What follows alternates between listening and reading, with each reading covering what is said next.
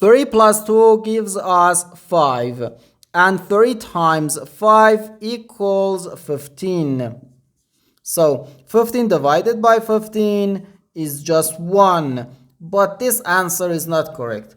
Because according to the order of operations, first we have to do parentheses, then exponents, then multiplication or division, and finally addition or subtraction. Remember that multiplication and division have equal priority and we have to work from left to right. And the same applies to addition and subtraction.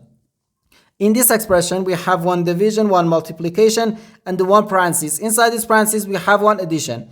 Here we have a multiplication, because in mathematics, when a number is placed next to parentheses, it means multiplication, and we usually don't write the multiplication sign for brevity.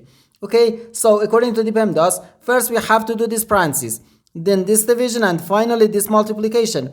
If we do this multiplication before this division, it is wrong.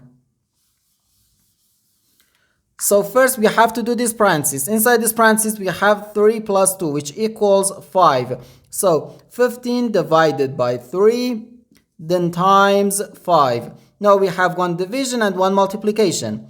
As I said, multiplication and division have equal priority and we have to work from left to right. So here first we have to do this division.